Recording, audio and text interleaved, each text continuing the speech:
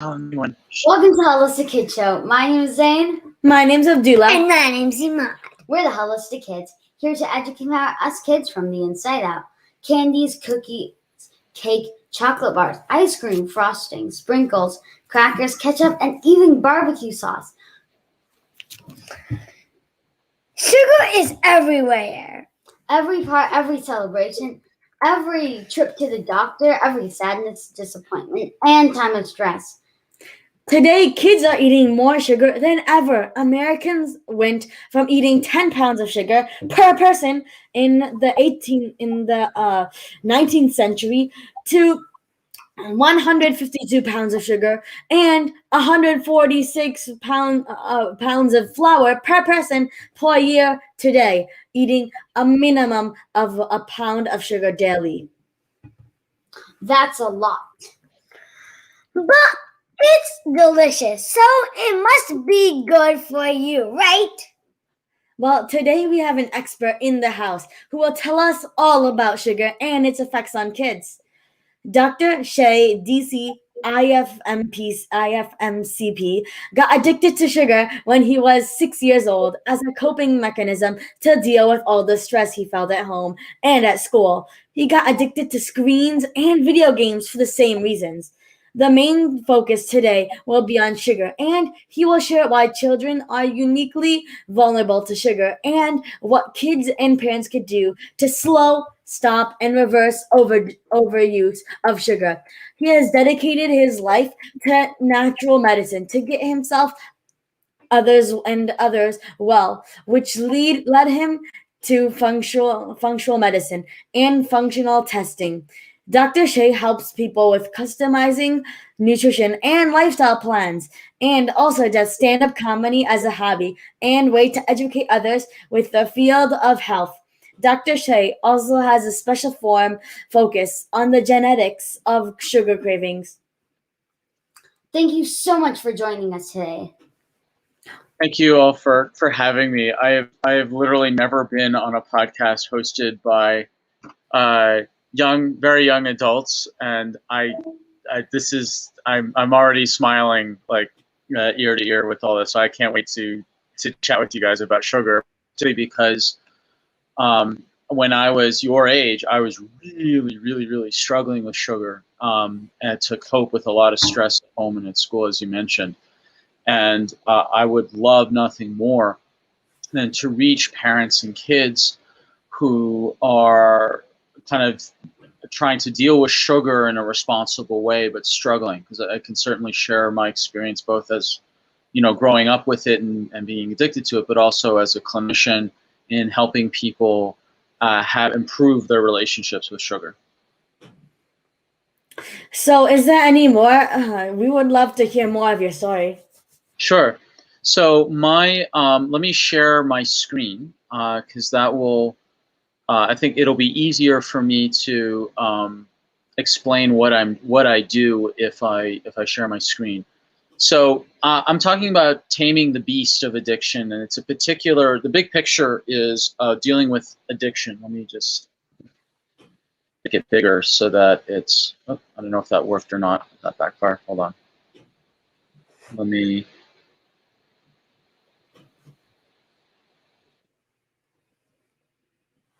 Change the view. Sorry, little technical difficulties. Technology is great, except when it's there. That's much better. All right. So we talk about addiction, and I realize this is kind of a heavy topic for a lot of people.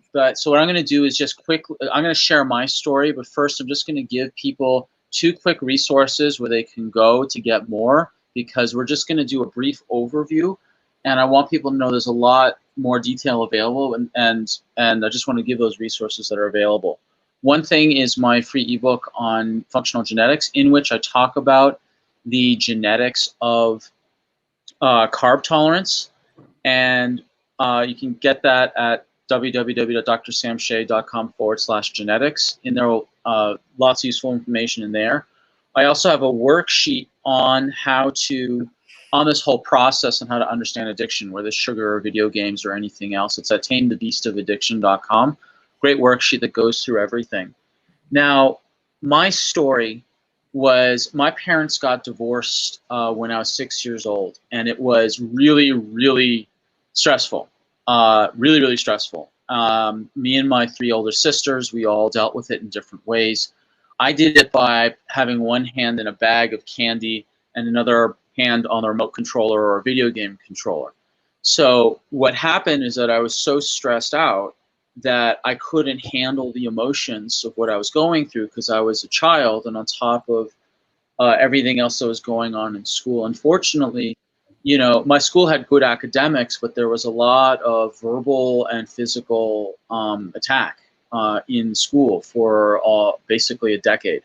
And so I went through a lot of physical and emotional stress, and then at home it was very stressful, and I didn't know what to do except numb out with sugar and video screens and video games. And that continued as a coping mechanism through for 15 years basically into my early 20s, at least with the sugar, and then the video games into my early 30s for 25 years as the thing I did in order to cope. So I had all sorts of sugar with I wouldn't eat like a Kit Kat. I would eat a bag of Kit Kats. I wouldn't have an M&M. I would like pulling all the sugar out and just pulling M&Ms. And so why is sugar so addictive? There's a lot of reasons why kids are addicted, and why people are addicted, but why kids in particular. So when we go back in our genetic and evolutionary history, when we're looking back, we were hunter-gatherers, there really wasn't any year-round access to sugar except maybe in the occasional honey hive that we could find, or fruit that maybe was in season a couple times a year for a couple weeks a year, you know, if you were lucky. And so sugar was so important because it was a rare, quick source of calories, and we were always under threat of starvation. And the deal between a fruit tree, like an apple, and the humans was that we knew the fruit was ripe because it turned bright colors.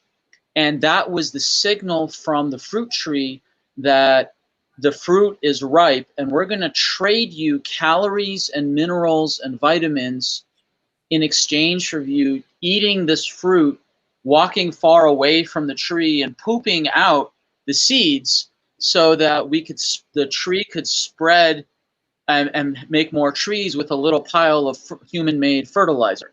That was the deal. And there's a lot of interesting theories that the human eye evolved to recognize bright colored fruit as to find one of the ways it evolved was to find bright colored fruit that was a source of calories, minerals, and vitamins in exchange for planting seeds elsewhere. Now, the other thing why sugar is addictive is that everything that's celebratory is associated with sugar. Only like the worst, you know, hippie grandma ever will hand out steamed broccoli on Halloween. You know, we hand out sugar at weddings, sugar at Halloween, sugar at birthdays. It's associated with celebration, love, gifts. And then we've got some brain reasons why, or fancy words, neurological, where the reward mechanisms of eating sugar is similar to those when people are taking drugs. And so it creates this kind of craving reward cycle. Now, where some people also, what drugs like, you know, cocaine, for example, I mean, I wouldn't, it's a little heavy talking about things like that to your age group, but that's just a reality. You triggering the dopamine reward systems. And hormonally, sugar doesn't necessarily shut off the hunger signaling, and it becomes this kind of up and down hormonal roller coaster of eating sugar, then crashing and wanting more sugar, and then crashing. Now, the reason why we have that is because as hunter-gatherers, sugar was very rare.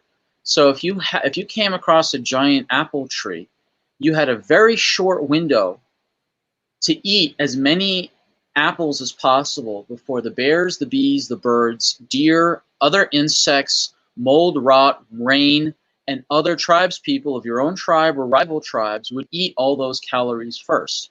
And you could gorge yourself and take in so many calories in one sitting that you could huge amounts of calories very quickly, that basically your body evolved to shut off the hunger signals in order to stuff yourself stupid with sugar and to store it as quickly as possible, because starvation was a real threat. I mean, you could, in one massive gorge sitting, you can put enough calories on you to last you for a week or two if you really, really went nuts. And that's like 2 to 5% of your caloric needs for the year. That's a lot. So we're genetically defenseless against sugar, because the way we evolved, we're supposed to get hangry, irritable, and stuff ourselves stupid with sugar. We have no defense against it. Additionally, the reason why sugar is so addictive is that the effect is immediate. You get this like blissful sensation.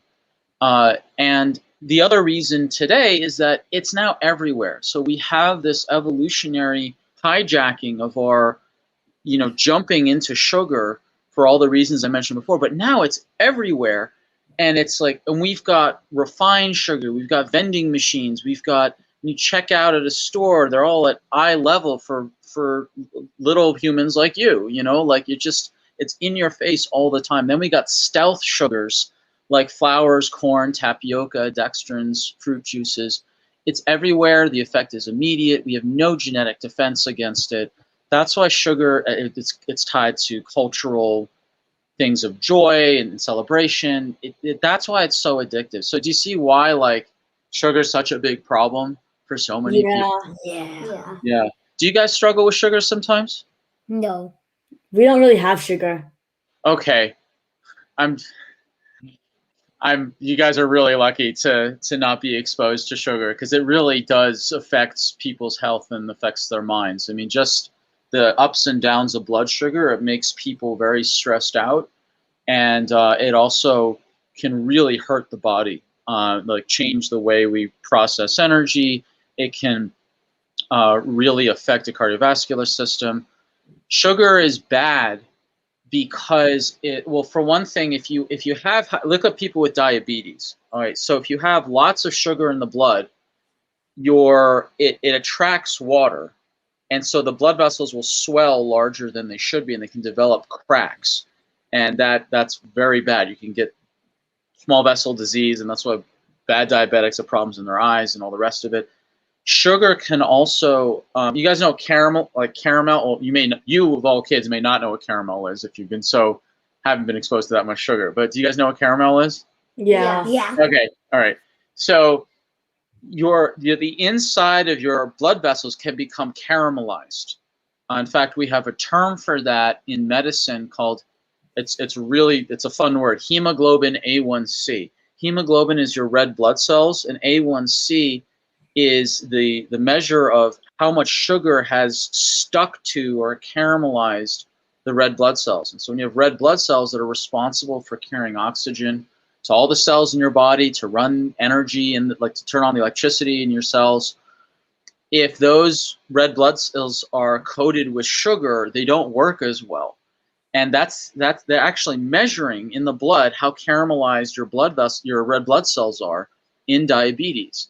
So that's just one of the reasons why. The other reasons why sugar is bad is that your hormone levels can just go up and down, and your stress levels can go up and down. The way sugar affects your brain is that one, it can really kind of mess up your neurotransmitter reward systems, where you suddenly get this big dopamine rush from the rewards of having sugar, and then you have this crash. So it's really hard to maintain focus and be calm. Like, you've seen kids on a sugar high, they're nuts. They just run around, like they can't concentrate, they can't sit down, they're not rational. And adults are just different versions of that.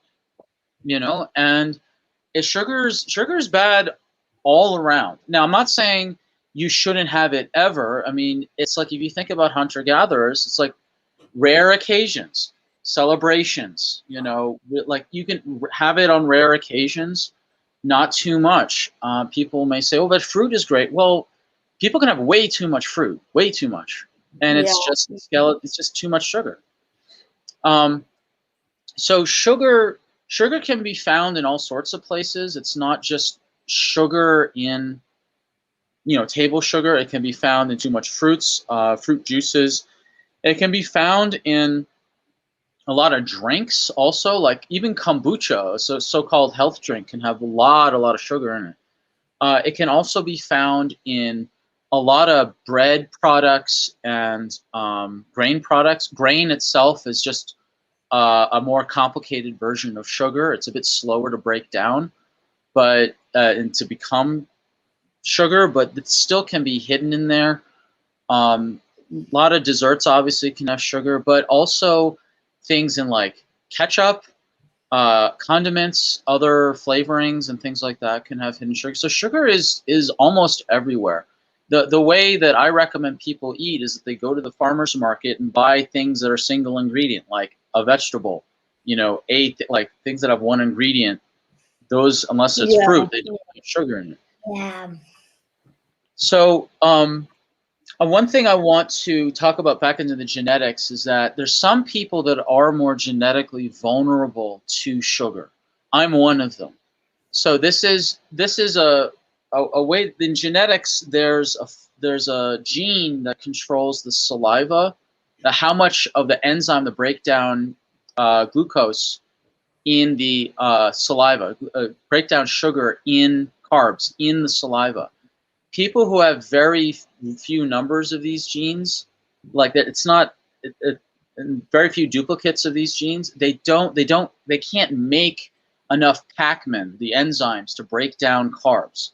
People who have a lot of copies of these genes can have lots of little Pacman to break down carbs. So people like me, I'm a 2. People can have up to about 20 copies. I have 2. That's the second lowest you can have. I don't do well with carbs of almost any nature because I can't handle carbs genetically. I come from a genetic line of real hunter-gatherers, whereas there are people that genetically are more agricultural. Like there's regions of the world that have had agriculture for so long, there's been a selective genetic pressure to shift and adapt some of the genes in order to tolerate higher carb loads. So these are the people that have a more higher carb tolerance. And there are genetic tests now that you can determine what type of carb tolerance you have. If people are concerned, like parents, of what they can do to help lower sugar that they use in the house, one is to get rid of all the junk sugar. Just do a massive sweep. All the junk sugars, all the M&Ms, Three Musketeers, Hershey's, Kit Kats, sugar syrups, fakes. Just go through and just remove the sugars. And I know that may be very hard. Sugar withdrawal is real, but it's the right thing to do. Parenting isn't always easy. You may get some retaliation by your kids. That's real. That's part of the game of being a parent. Obviously, if there's real diabetics in the family, like you have to be careful about. You have to remove sugars under, doctor supervision to make sure that, people can, because not people can be so fragile or so sensitive to drop in sugar. It can be dangerous. So there's many things that can be done. I do want to talk about, some people may be thinking about, well, how do I know if someone's addicted to sugar, like addicted? I just want to make the point. There's a difference between a craving and an addiction. And so craving means you're craving a nutrient. Like there's these stories of women who are pregnant who like go into the backyard and start to eat dirt because they're craving minerals. That's true. That does happen. But addiction is when you're doing something and continue to do it despite the ongoing destruction of yourself and those around you. There's a great book called "It's Not Okay to Be a Cannibal" by Wainwright and Poznanovich that they changed the word addiction to cannibal, where it's you're consuming everything around you. And I think it's a much more accurate description. And I want to just point out the 9 signs of addiction according to American Psychiatry Association, where this is something, whether you're a kid or an adult, I had all 9 of these. So I was preoccupied with thinking about sugar. I had withdrawal symptoms if I stopped having it. I just kept wanting more and more and more. I couldn't stop or quit. I just kept going back to it. I would give up other activities in order to find more sugar. I'd continue to eat sugar even though it was affecting my sleep, my mood, my health. I would lie about my sugar consumption. I would steal candy bars and hide M&Ms under my bed and deny that I was eating sugar. I would use it to numb emotions, which is, I think, the root of addiction, which is that. And then number 9, which you can't see on your screen here, is that you risk or lose relationships and opportunities. That I would rather go into my room and eat sugar than hang out with my family.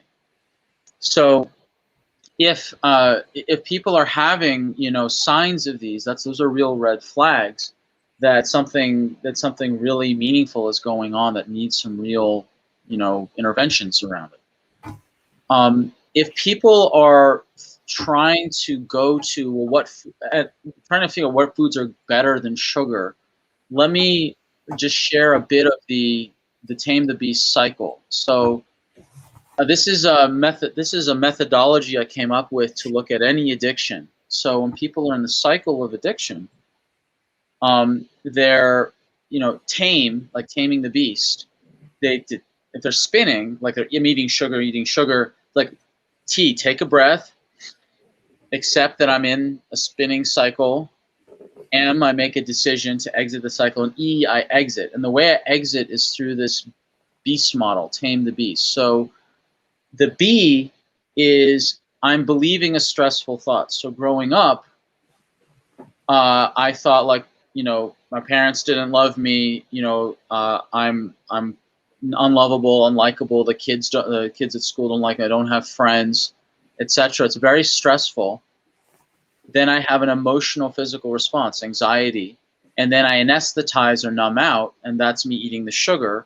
Then I have consequences, which we just described, the 9 consequences before. Then I have terrible thoughts that I just ruined my health or ruined my sleep, and then if I believe those terrible thoughts, I feel bad, I want to numb, and then I have more consequences of more terrible thoughts, and I keep spinning. Other examples are like I'm bored. So I'm bored, I get anxiety, I would play video games or eat sugar to deal with boredom. I'd lose sleep because either I was gaming too much or my sugar was screwing up my sleep. And then I had the thought in the next one, I messed up again. So then I have this new thought, I messed up again. I get annoyed. I play games or eat sugar to numb the annoyance. I miss the deadline because I'm so preoccupied with games or sugar. I think I'm such an idiot, which then becomes the new thought, and that spins. Do you guys experienced this before? I don't really remember. You don't remember? Okay, that's a good sign then. I don't know. So if people are, what people can do, dealing with the stress is the root issue. Looking at their resilience, looking at functional medicine, their hormones, their diet, their sleep, their genetics. And then we're talking about what are we replacing sugar? The question is what do we do? What foods are better than sugar? What can we do to lower sugar cravings? This is where we restrict access to sugar, or we remove sugar from the household, or we replace it with something better. So, or things like that. So when we're looking at what foods are better than sugar, well, obviously the things that don't have sugar would be better. But if we're looking at substitutes, things like if people want something sweet and substitutes, like stevia is one option. There's some complications with stevia. There's debate whether or not it affects your gut biome. Xylitol is one option, but you can't have it near dogs because it's poisonous to dogs, but not poisonous to humans. There's things like monk fruit extract. I'd be very cautious. Some people think coconut sugar or jaggery or molasses is fine. It's not fine. It's still sugar, just with more minerals. So it's a trap. I mean, there can be healthier versions of sugar with more minerals, but it's still sugar. Lifestyle tips that can help lower sugar. one of the main ones is eating a proper, full, healthy breakfast that's got protein and fat in it, so that your energy levels are more stable and you're not craving sugar. The other is to focus on sleep, to make sure, because if you have poor sleep, you crave sugar. You crave sugar like a lot more during the day. I mean, you guys notice that when you've had a bad night's sleep, you wanted more sugar during the day.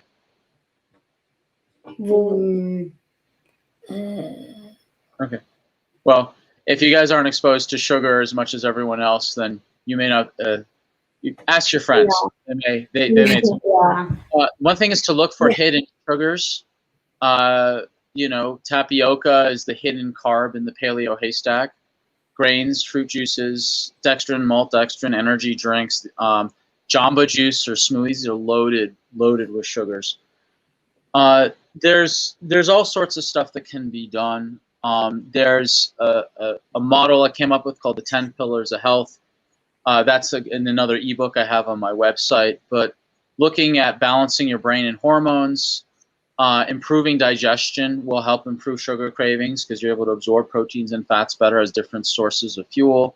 Looking at your body and your genetics to know what your tolerance is to carbs.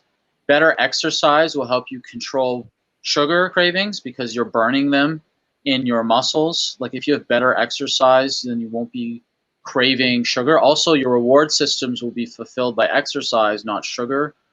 Removing toxic chemicals from your lifestyle will help so you're not going up and down from the stress of dealing with toxins. The sixth pillar you can't see is better nutrition. Solid breakfast I mentioned before. To lower sugar cravings, dealing with stress. Because remember, that was the root of my sugar cravings. If you lower stress, then you won't have as many sugar cravings. Hidden infections like yeast infections in the gut or elsewhere, like that can affect your sugar cravings because the bugs and yeast consume a lot of sugar and can make your sugar cravings worse. And as we mentioned before, poor sleep. So those are the lifestyle tips that can be used, in broad sweeps to help with sugar cravings. Again, there's an ebook on my website. People can get more information on that. So do you guys have any questions for me? I have one question. So what's the difference between artificial sugar and cane sugar, like the natural sugar? Okay, so the difference between artificial sugar, so there's artificial sugar are things that taste sweet but don't have the calories associated with it. And so what's problematic is that your body can think there's sugar coming in and make things like insulin, which is the hormone to store sugar in the body, but there's no sugar there to store, so the body gets confused and the hormone signals get off. And this is one of the controversies around things like stevia. So the difference with cane sugar, certain artificial sweeteners like aspartame and sucralose, they're just straight up toxic. They're dangerous and damaging and hurt the liver, hurt the nervous system. Very, very bad. There's other things that are sweet but don't really have calories, like xylitol. I mean, it's a wood alcohol that may have some calories buried in there somewhere, but it's not straight up neurotoxic like aspartame or sucralose. Cane sugar has there's like white sugar, which is just pure calories. Then there's things like cane sugar, coconut sugar, jaggery that all have some minerals in there, which is better than just sugar, but it's mostly sugar. What are the questions? It's so inspirational. Where can people learn more about you and your work and free gifts? So I've got my website is where people can go, drsamshay.com/genetics if people want to learn more about how to genetically determine your optimal diet, whether you're keto, paleo, high carb, or Mediterranean. There's also other information in there of how to optimize your weight, look at vitamin D absorption, trigger foods, and so much. So that's where people can go to my website. That was so empowering. Everyone make sure to follow Dr. Sam on social media. Thank you all. Thank you so much. All right. I'll see you all. So first of all, let's recap Dr. Sam's key points. So Okay. sugar destroys our bodies. The bad bugs that we have in our gut, they thrive on sugar. This leads to more and more bad bugs, which then increases more sugar cravings. Sugar also drastically weakens our immune system and leads to inflammation, affecting our bodies, brains, and behavior. And giving us kids sugar actually makes your life more complicated. When you give us sugar, we are inflamed, leading to us being more impulsive, and then when we crave sugar, in the wrong foods, leading us to be tired, having brain fog, anxiety, mood swings, ADHD, behavior issues, anxiety, and sleep issues. Uh, um, Sugar actually makes us hungrier, and we actually eat more food because of it. So please stop giving. So please stop giving us the poison, because it's making us sicker.